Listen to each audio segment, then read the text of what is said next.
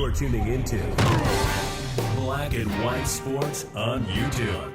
The no-holds-barred truth on sports. The main event starts now. Let her play. Let her play. Royce White, man, is a WNBA prospect. Yes, he is. Yes, he played a few games in the NBA, but he is ready for the WNBA. He's sometimes identifying as a woman for the purposes of basketball. Other words, guys, he's gender fluid. He's transgender for the purpose of basketball. Now, the WNBA, man, the left stream media, they have been virtue signaling for the trans agenda for years. Now, all of a sudden, they don't like it. I find this very, very interesting, guys. Royce White and Enes Kanter Freedom, man, they have really exposed the left as frauds. Now, over on CNN, Carrie Champion, remember she used to be on ESPN and ESPN First Take? Well, she was actually on CNN talking about Royce White and Enes Kanter Freedom actually attempting to play in the WNBA. And remember, guys, WNBA players want transgenders to play. However, it doesn't seem like the WNBA wants these particular transgenders to play. Oh, no. They don't want them. In reality, guys, they don't want any of these men playing in the WNBA.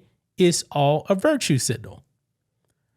Well, you guys may not have known this, but Royce White actually is supposed to have an interview with CNN, and they canceled him. Yeah. However, Carrie Champion was on CNN, and she was actually slamming Royce White and Enes Kanter Freedom for attempting to go to the WNBA. Royce White came out and destroyed her. Also, the other woman who Carrie Champion was actually talking to. Yeah. So let's go ahead and get into this, guys, because also some old posts from WNBA back in 2021. Remember, that was a peak wokeness. Well, it's coming back to bite them, guys. They should let these men play based on their posts from 2021. Let's go ahead and dive into it, guys. Here we go. So right over here, man, let's listen to this clip first. And then I'm going to read what Royce White actually has right here.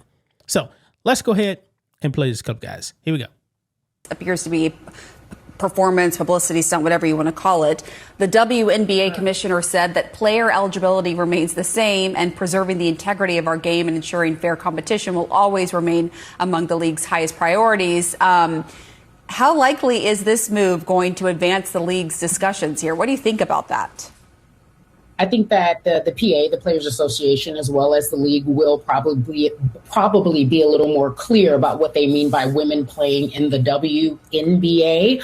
I think, unfortunately, those two retired players were looking for some attention and trying to prove a point. And they may have gotten the attention and proved the point they wanted, but they've just added to what I believe is such a disheartening time for a league that's been around for 30 years, correct?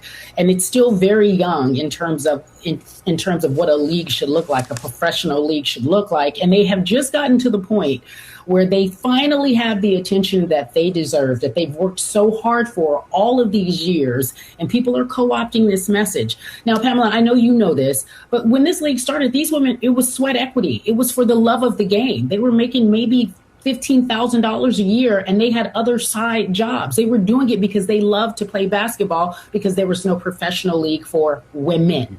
And so now we have people changing the entire conversation, and they don't deserve this. It's really unfortunate. And the true fans, the fans who have been here from the beginning, not these flyover fans who just joined, who are causing the ruckus, are really disappointed because there's some excellent basketball being played by these ladies, and they will continue to keep the main thing, and try to quiet this narrative, oh, what is a woman playing in sports? I think we shouldn't even answer those questions. I understand Sophie felt like she had to say something, but there's no way in today's political climate that you can answer a question like that without someone else giving you some push and some shove about what you're really trying to say. All right, I want to turn. Yeah, so you guys heard that right there. So responding to a woke Carrie Champion right here, Royce White goes off. He writes, CNN, this is so disgusting and bigoted. 2 cis women refusing to affirm my black trans lesbian identity. One of them is white, so that's her white privilege, and the other is a self-hating Uncle Tom bootlicker. They're gatekeeping femininity and womanhood. Royce White for president. WNBA, let her play. Wow. And then he writes right here, Aunt Tony bootlicker. Yeah. So he went after mainly Carrie Champion right here. And this league, man, them having a meeting about a woman and Carrie Champion. I'm not exactly sure when this CNN clip actually came out. Maybe it was out before the league actually came back with we still don't know what a woman is. How stupid is this league? How stupid is this league? However, guys, I don't even know why they're going after Royce White and in his freedom, because listen here to Gabby Williams. She seems to be very, very accepting of the trans agenda in the WNBA. Listen in. Trans rights now is our new battle. That's what I think I was saying, that like the battles have changed. Oh, yes. You know, like our intentions have been the same, but now the environment has changed. We see trans people's rights being, stripped away from them. There's a lot of discourse around trans athletes and what they can compete in. I would welcome a trans athlete on my team or against my team anytime. I don't think it's a problem in the world. It's just another way to kind of attack trans people. We've seen players like Lasia Clarendon who stepped into that forefront and have been brave enough and courageous enough to kind of step up. So I guess that's the next battle that we have to fight as athletes. Yeah, she wants the trans agenda. And Royce White and Inner Freedom are actually giving them the trans agenda. And by the way, Inner Freedom, he's going to have a full interview tomorrow, folks, with Bruce Pearl about this whole thing. I cannot wait to see that.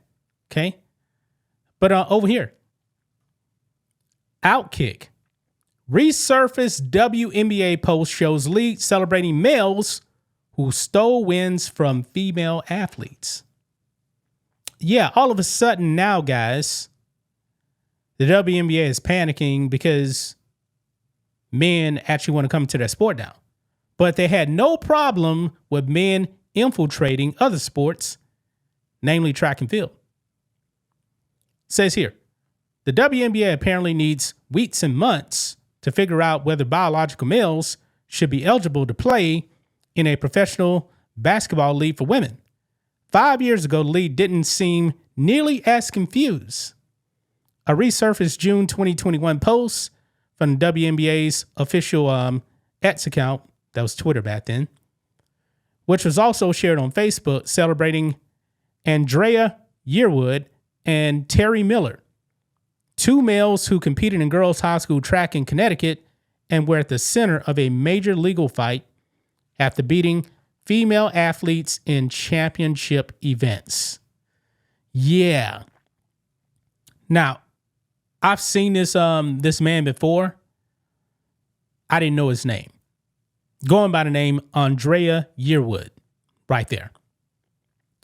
And this is the post, thanks to Dan Krzyzewski from Outkick right here, who writes, the WNBA says it needs weeks and months to figure out who gets to compete in girls and women's sports. In 2021, the league wasn't confused at all. It celebrated 2 males who stole multiple state titles and records from girls. The league already told us where it stands. Yeah, they didn't delete any of this stuff, guys. This is what they posted. Our first WCW of WNBA Pride goes out to Andrea Yearwood and Terry Miller. We see you. We support you. And all of the other trans athletes just trying to compete in the sports they love. I find that fascinating, folks. And they got ratio on this, by the way.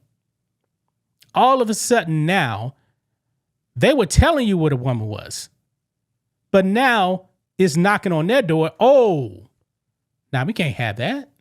We need to have a meeting. We need to have a meeting on this. We need to stop this all of a sudden. That's what they really want to do. They really want to stop this from infiltrating their sports. But they had no problem whatsoever when the men were actually dominating the other sports. But Gab Williams said, hey, the trans battle, that's the new battle for them. Open up the doors, WNBA. Open up the doors. This is what your women and your woke coaches want. But that's just my thoughts on this. What do you guys think of this? Black and white sports fans, let us know what you think about all this in the comments. Make sure to subscribe to the channel. And we'll catch you next time. Thanks for watching the show. Be sure to like, comment, and subscribe. Be sure to tune in next time on Black and White Sports.